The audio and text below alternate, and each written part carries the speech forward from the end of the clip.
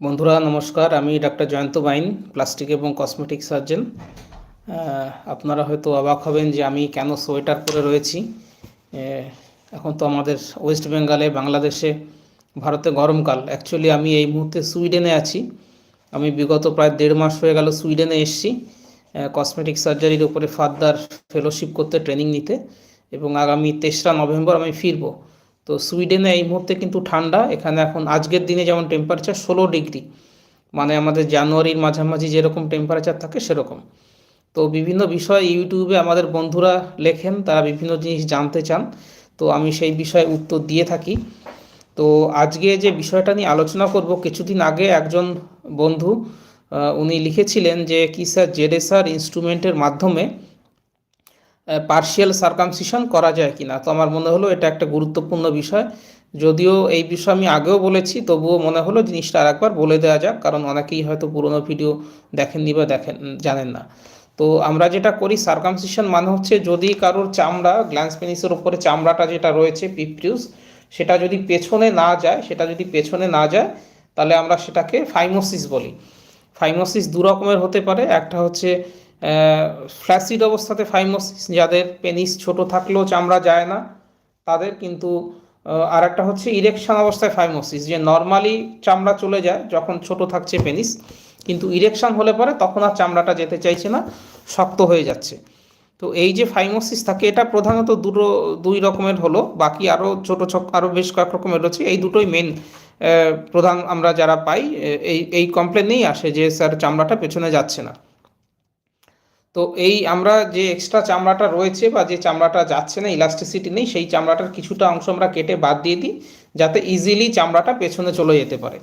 Easily পেছনে চামড়া গেলে পরে চামড়াটাকে পরিষ্কার করা যায়। চামড়ার তলায় নোংরা জমে, যেটাকে স্মেগমা বলে, যেখান থেকে দুর্গন্ধ হয়, সেটাকে রেগুলারলি পরিষ্কার করা যায়, এবং সেক্স করার সময় কোনো রকম ব্যথা লাগে না বা চামড়ায় ফেটে যায় না বা টান পড়ে না। এটা হচ্ছে ফাইমোসিস অপারেশন, সার্কামসিশনের উপকারিতা।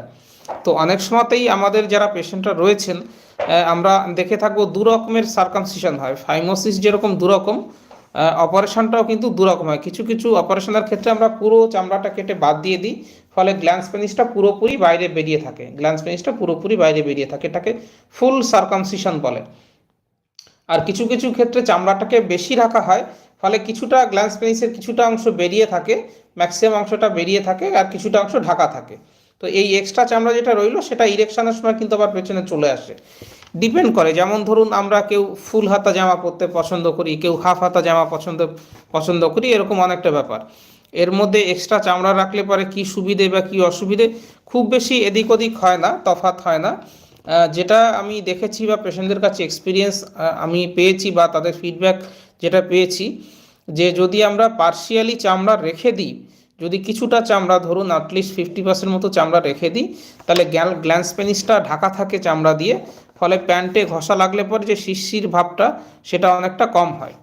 এটা একটা চামড়া বেশি রাখার সুবিধে। আবার অনেকে চান যে অ্যাস্থেটিক্যালি চামড়াটা যাতে থাকে, পুরোপুরি খোলা থাকুক, সেটা তাদের ক্ষেত্রে পছন্দ নয়।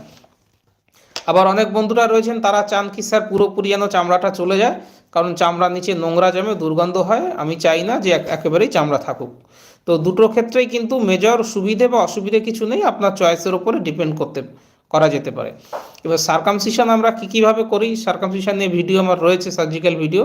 মেনলি দুটো টেকনিক আছে, একটা হচ্ছে ব্লেড বা কাঁচি দিয়ে, সিজার দিয়ে, বা হচ্ছে আমরা স্ক্যালপেল দিয়ে কেটে বাদ দিতে পারি চামড়া, সেটা একটা, যেটা কনভেনশনাল পদ্ধতি বা এই যে পদ্ধতিতে আগাগোড়া হয়ে আসছে কয়েকশো বছর ধরে, সেটা সিজার, সেটা কাঁচি বা ব্লেড দিয়ে কাটা হয়। আর একটা হচ্ছে স্টেপলার দিয়ে আমরা কাটতে পারি, স্টেপলার। এবার এই স্টেপলারগুলো বিভিন্ন কোম্পানি রয়েছে, যেরকম আমরা মোবাইল নিই, নোকিয়া রয়েছে, স্যামসাং রয়েছে, ভিভো রয়েছে, আইফোন রয়েছে, ওয়ানপ্লাস রয়েছে, বিভিন্ন কোম্পানির বিভিন্ন নাম। তেমনি স্টেপলারগুলোর বিভিন্ন নাম, জেডএসআর রয়েছে, ল্যাংয়ে রয়েছে, এবং আরও বিভিন্ন কোম্পানিগুলো, অসংখ্য নাম এই স্টেপলারগুলো দেওয়া রয়েছে। জেডএসআর এরকম একটা স্টেপলারের নাম। তো এই জেডএসআর দিয়ে আমরা যখন সার্কামসিশন করব, তখন কতখানি চামড়া রাখা যাবে, সেটা হচ্ছে এই ভাইয়ের প্রশ্ন। এটা একটা টেকনিক্যাল প্রশ্ন। তো জেডএসআর দিয়ে করলে পরে অনেক সুবিধে আছে, সেটা আপনারা জানেন, সেটা অন্য কোথাও আমি বলেছি। এবার কতটা চামড়া রাখা যাবে সেটা আজকে হচ্ছে বলবো। ইউজুয়ালি দেখা গেছে কতটা চামড়া রাখা যাবে, সেটা 2 থেকে 3টে জিনিসের ওপরে ডিপেন্ড করে। প্রথমত হচ্ছে যদি চামড়া আপনার অনেকটা লম্বা থাকে, যদি আমরা দেখি যে অনেকটা লম্বা চামড়া রয়েছে, তাহলে ডেফিনেটলি আপনি যদি বেশি রাখতে চান বেশি রাখতে পারেন, কম রাখতে চান কম রাখতে পারেন, এটা করা যেতে পারে। কিন্তু চামড়াতে যদি শর্টেজ থাকে বা চামড়ার সামনে যদি স্ক্লেরোসিস থাকে, সাদা হয়ে গিয়ে থাকে, ছোট হয়ে গিয়ে থাকে, একদম ইলাস্টিসিটি যদি না থাকে, সেক্ষেত্রে দেখা গেছে যে আমরা যেটুকু চামড়া কেটে বাদ দেবো, যে চামড়াটা প্যাথোলজিক্যাল, ওই চামড়াতে অসুবিধা আছে, সেই চামড়াটা তো রেখে আসা যাবে না, সেটা পুরোপুরি তখন বাদ দিতে হয়। অধিকাংশ ক্ষেত্রে জেডএসআরের যে মেশিনসগুলো থাকে বা স্টেপলার যে মেশিনসগুলো থাকে, সেগুলো একটা সাইজের উপরে ডিপেন্ড করে। যেমন ধরুন আমরা যদি জামা কিনতে যাই, কোনো মলে ধরুন জামা কিনতে গেলাম, তাহলে জামা কিনতে গেলে আপনি মলে গিয়ে যে সাইজে, আপনি হয়তো small, medium, large, extra large, super large, এরকম বিভিন্ন ক্যাটাগরিতে দেয়া থাকে। আপনি যদি মিডিয়াম এবং লার্জ নেন, হয় আপনাকে মিডিয়াম নিতে হবে বা লার্জ নিতে হবে, মাঝামাঝি কিন্তু কিছু নেই। তো এক একটা গ্রেড করা থাকে। তেমনি এই যে রেসারের যে সার্কামসিশনের যে মেশিনগুলো আসে, সেগুলো একটা পেনিসের নির্দিষ্ট কতটা মোটা তার উপরে ডিপেন্ড করে আসে। সুতরাং ওই মেশিনে কতটা চামড়া কাটা যাবে সেটা একটা ফিক্সড, ওইটুকু চামড়া সে কাটবেই, কারণ ওই মেশিনটাই ওইভাবে সেট করা যে এতখানি চামড়া সে কাটবে। যদি আপনার চামড়া এক্সট্রা থাকে তাহলে বেশি পরিমাণ চামড়া রাখা সম্ভব, আর যদি চামড়া কম থাকে বা চামড়াতে অসুবিধে থাকে তাহলে কিন্তু এক্সট্রা চামড়া রাখা সম্ভব নয়। কিন্তু যদি আপনি ধরুন, আবার জামার উদাহরণ দিয়ে বলছি, আপনি যদি ধরুন কোনো টেলার্সের কাছে যান, তিনি কিন্তু মেপে আপনার এক্স্যাক্টলি আপনার কাঁধ কতটা চওড়া, আপনি হাত কতটা চওড়া রয়েছেন, আপনার জন্য মেপে বানিয়ে দিতে পারবে। সুতরাং রেডিমেড যে রেসারের টেকনিক বা স্টেপলার টেকনিকটা অনেকটা রেডিমেড টেকনিকের মতো, যেখানে প্রি ফিক্স করা থাকে, আগের থেকে ফিক্স করা রয়েছে যে কতটা চামড়া কাটা যাবে, তার বেশি কম করা খুব মুশকিল। অল্প স্বল্প 10%, 15% করা যেতে পারে, তার থেকে বেশি উঁচু নিচু করা, বেশি কম রাখা সম্ভব নয়। যদি ধরুন আপনি বেশি চামড়া রাখতে চাইছেন কিন্তু আপনার চামড়ার লেন্থ বেশি নেই, চামড়া ততটা ইলাস্টিসিটি, আমরা যদি ছোট সাইজের মেশিন ইউজ করি তাহলে রিং ফরমেশন হয়ে যাবে, এগুলো একটু টেকনিক্যাল অসুবিধে। মোদ্দা কথা হচ্ছে যে আপনার চামড়া কতখানি এক্সট্রা রয়েছে, কতখানি ইলাস্টিসিটি রয়েছে এবং আপনার পেনিসের গ্রিথ কেমন, তার উপরে ডিপেন্ড করে কতখানি চামড়া রাখা যাবে সেটা করা যায়। ইউজুয়ালি 60-70% ক্ষেত্রে আমি দেখেছি জেডএসআর করলে পারে বা স্টেপলার পদ্ধতিতে সার্কামসিশন করলে পারে অ্যারাউন্ড 70-80% চামড়া বাদ চলে যায়, মানে হাই সার্কামসিশন হয়।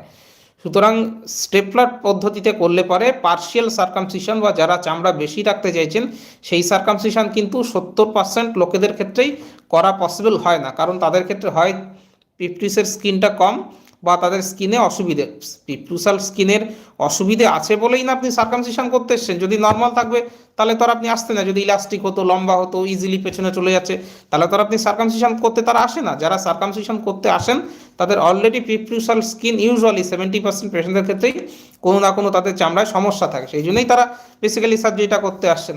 তো সেই জন্য জেরেসার সার্কামসিশন বা স্টেপলার সার্কামসিশন করলে ইউজুয়ালি সেটা ফুল সার্কামসিশন হয়। ইউজুয়ালি, আবারও বলছি ইউজুয়ালি, ডাক্তারবাবু না দেখে বা আমি না দেখে কিন্তু বলতে, আপনি আসার পরে পেনিসের মাপ নেওয়ার পরে চামড়াটা এক্সামিন করার পর আমি প্রকৃতপক্ষে বলতে পারবো যে আপনাকে কতটা চামড়া রাখা সম্ভব, সেটা আন্দাজে বলা মুশকিল। তবুও মোটামুটি যতজন পেশেন্ট সার্কামসিশন করতে আসেন তারা যখন স্টেপলার সার্কামসিশন করার কথা বলেন, 70% পেশেন্টদের আমি দেখেছি মোটামুটি একটা গড় হিসেবে যে তাদের এক্সট্রা চামড়া রাখা কিন্তু যায় না। এক্সট্রা চামড়া রাখা যাবে কিনা সেটা একমাত্র আমি আপনাকে দেখে বলতে পারবো। 20-30% পেশেন্টদের এক্সট্রা চামড়া রাখা যায়। সুতরাং রাখা যাবে কি যাবে না সেটা একমাত্র ডাক্তারবাবু দেখার পরে, আপনার পেনিসের সাইজটা দেখার পরে, চামড়ার ইলাস্টিসিটি দেখার পরে আমি আপনাকে ব্যাখ্যা করে বলতে পারবো যে ভাই এতটা চামড়া রাখা যাবে। অনেকে বলেন কি স্যার যতটুকু চামড়া রাখা যাবে সেটুকু রাখুন, অনেকে বলেন না স্যার একদমই চামড়া রাখবেন না, আবার অনেকে বলেন কি স্যার আমার চামড়া কিন্তু বেশি রাখতে হবে। তখন আমি তাদেরকে বুঝিয়ে বলি যে বেশি যদি রাখতে চান, জেরেসার মেশিনে যদি আমি করি বা স্টেপলার মেশিনে যদি করি, এর থেকে বেশি পরিমাণ চামড়া রাখা কিন্তু সম্ভব নয়। সেটা যদি করি সমস্যাটা থেকে যাবে, কারণ আলটিমেটলি প্রধান উদ্দেশ্য হচ্ছে সমস্যাটা চলে যাওয়া, ফাইমোসিসের সমস্যাটা চলে যাওয়া। তারপরে কতটা স্কিন রাখবেন সেটা হচ্ছে তার পরের স্টেজ। যেমন ধরুন আমরা বাজারে গিয়ে কোনো জিনিস কিনবো, আপনি প্রথমে ঠিক করবেন যে আপনি চিকেন কিনবেন না মাটন কিনবেন, তারপরে ঠিক করবেন যে সেটাতে আপনি লবণ কত দেবেন বা ঝাল বেশি হবে না ঝাল কম হবে। তো প্রথমেই আমাদেরকে ঠিক করতে হবে যে আমরা কতটা, মানে সার্কামসিশনের সমস্যাটা চলে যাক সেইটা আমরা প্রথম লক্ষ্য। তারপরে হচ্ছে কতটা চামড়া আমাদের রাখা যায়, মানে ফাইমোসিসের সমস্যাটা চলে যাক, সেটা আমাদের প্রথম লক্ষ্য। তারপরের লক্ষ্য হচ্ছে কতটা চামড়া আমরা রাখতে চাইবো। যদি চামড়া আপনি বেশি রাখতে চান, সেক্ষেত্রে আমি দেখার পরে আপনাকে বলতে পারবো যে কতটা এক্স্যাক্টলি চামড়া আমরা রাখতে পারবো। যদি আপনার চামড়া বেশি রাখার কথা মনে হয়, অনেক ক্ষেত্রেই কিন্তু আমার অ্যাডভাইস থাকে কনভেনশনাল সার্কামসিশন করার কথা, কাঁচি দিয়ে বা ব্লেড দিয়ে যেটা আমরা করি সেটা। সেই ক্ষেত্রে কিন্তু একটু বেশি পরিমাণ চামড়া রাখা যায়। আমরা একটু অন্যভাবে কাটি, এটা যেহেতু প্রিফিক্স নয়, আমাদের সেটার মডিফিকেশন অন্যভাবে করা যায় যাতে চামড়া অনেকটা বেশি রাখা যায়। সুতরাং যারা বেশি চামড়া রাখতে চাইছেন, তাদের বেশি চামড়া রাখা যাবে কিনা সেটা ডিপেন্ড করবে তার ফাইমোসিসের প্রকৃতি এবং যে সামনের স্কিনটা রয়েছে সেটার ইলাস্টিসিটির ওপরে।